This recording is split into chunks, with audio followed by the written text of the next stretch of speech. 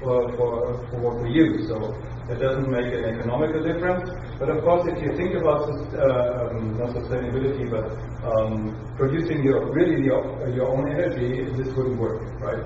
So this only works well because the government gives us a lot of money for this. Now, if I would exchange the modules today, in 2010, the curve would be like this. Can you imagine that? Look at how much energy we would be producing in the sun. It's incredible. I mean, we come to the point where we have a surplus of energy in the country if many people start doing it. Which would fit in well with the idea of the electrical transportation system. Exactly, because it's scattered all over the country. Yeah. And because in the winter we have more wind, and in the summer we have more sun. Usually in the summer months there's relatively little wind in the North Sea and at the shore, but there's a lot of electricity coming from these kind of devices, and the winter usually has a lot of wind. So it's kind of complementary. Okay, costs. Good question. Yeah.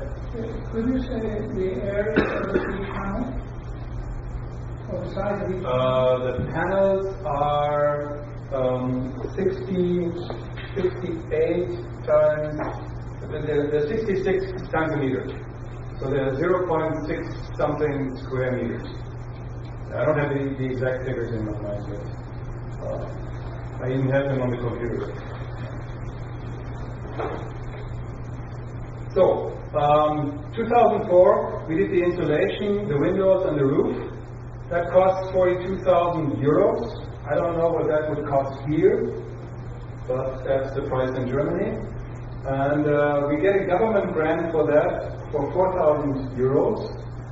And the financing of that is another 5,500 euros. I mean, frankly speaking, I did not have this money.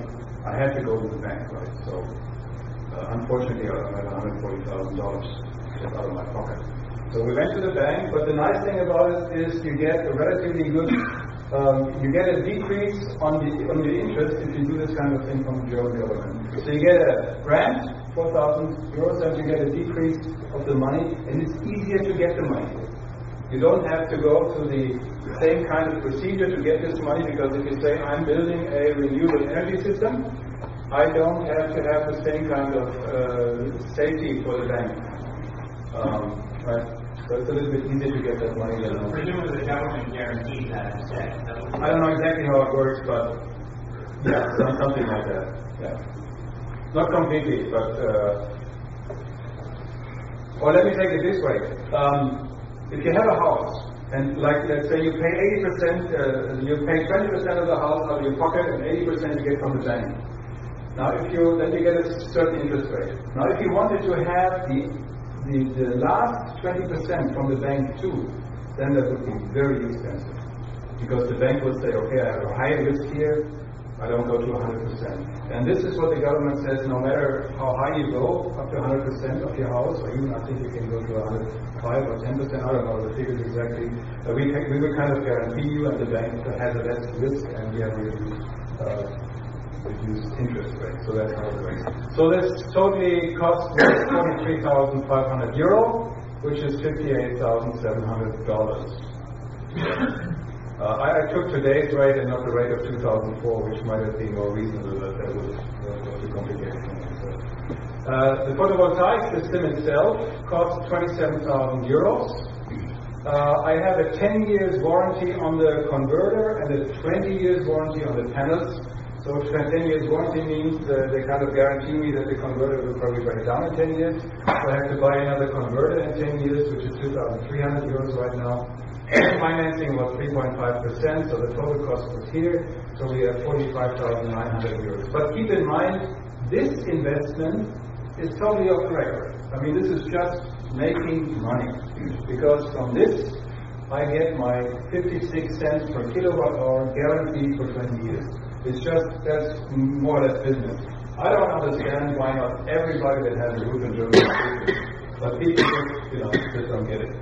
I mean, if everybody had done it, then it wouldn't work.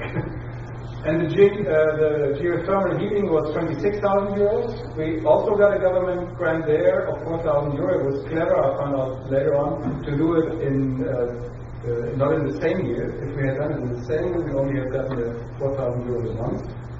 That was the nice part about it. And the financing is another 5,000 euros, so that was $36,000. So altogether, this whole thing cost me $140,000. This is why we drive a simple car, okay? But you have to make a choice somehow. We had this picture already, just keeping in mind the prices. Now, what is the return of investment on these things? Now, on the insulation, I calculated like this. I calculated that we will have an oil price the oil price 2004 was 44 cents per liter. A 7% increase per year would mean that in 2010 it would be at 0.66 euros. Now I left this. In Germany, now we're beyond 70 cents. So we had more than 77% increase of the oil price in the past years. And I'm pretty sure that oil is at least continuing to increase with 7%. I don't think you're going to argue about that, right? Against that. So if you take this as the basis of your calculation and the cost, this thing, the insulation as such, just the insulation, would amortize after 14 years. Pretty long time, but of course it's a passive system. The roof was bad anyhow, the windows were bad anyhow. We have a new look of the house, so there's other benefits. And I think that these things will last about 30 years. Now the old roof was 45 years, so 30 years is not unreasonable. And in those 30 years we'll make 45,000 surplus out of that. But of course that's not a very good investment. But still, 14 years is not that bad, I would say. Okay? Now the photovoltaic system is a completely different picture. That pays off after 9 years. And for the rest 11 years, I'm just making money. So that is because of the law. And for the geothermal heating, it's a little bit more complicated. Our oil heating was extremely old. We would have to replace it sooner or later anyhow. So an oil heating would have cost around 7,000 euro. The drilling cost 14,000, and the heat pump cost 12,000 euros. We got 4,000 from the government. That means the investment is 22,000 euros compared to 7,000 euros if we just had replaced the oil furnace. But if you look at the annual costs, an oil furnace has to be checked every year by the government. That's 100 euro. It has to be the nozzle has to be exchanged every year. It has to be cleaned every year. So there's a lot of annual costs on that. And of course we have the oil again increasing with 7% per year. So that means the annual costs here are about 3,000 euros per year and about 1,770 euros here. So the amortization again here is around also 9 years. This is kind of surprising. It kind of surprised me because I would figure that this amortization would be longer, but really it's a nice thing. And the other nice thing about it is, think about it. Most of the money I invested for my next 25, 30 years of heating, I invested now. If there's an inflation, I don't care, because I already paid this thing. So it's a pretty good securing yourself against inflation if you do this kind of investment. And of course now I'm still earning money. If I get retired, I have less money. Now I spend the money on the furnace, on the heat pump, and later on I save money when I'm retired. So I think it's a pretty clever idea. Two quick questions. First, what would the amortization have been had you installed the 300 plus watt panels? Did you go through that? The 300? You installed nowadays PV panels. Still about the same. It's still a bit.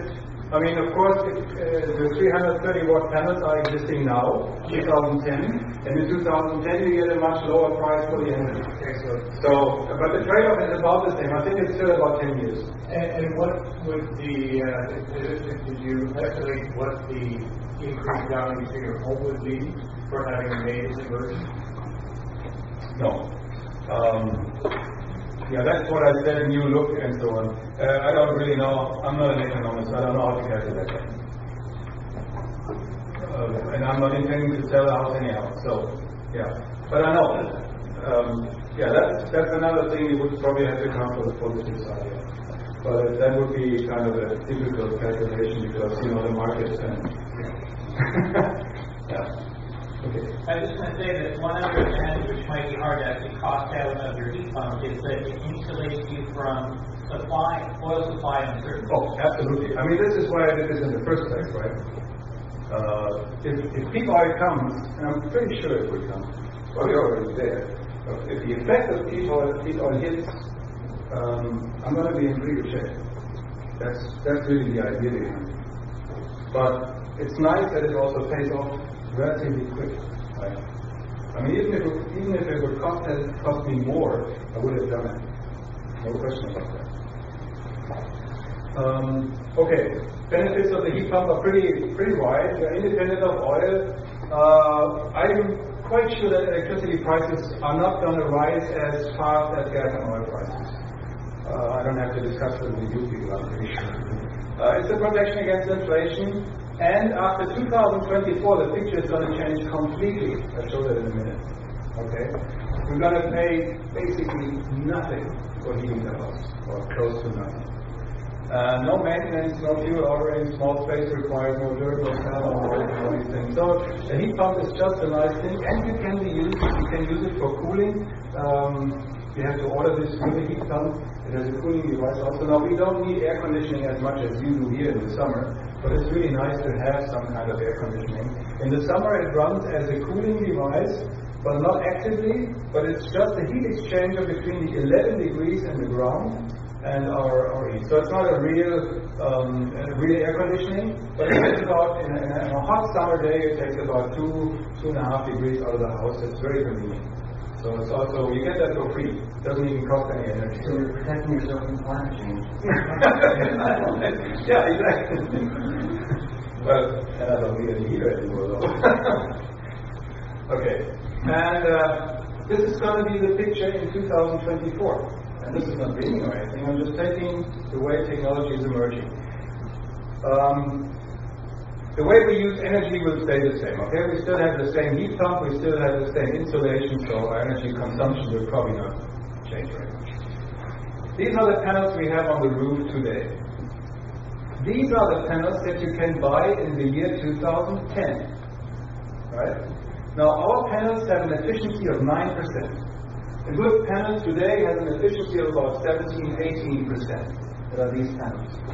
The panels they have in the lab right now, like for instance, Boeing Spectral Lab is pretty much ahead.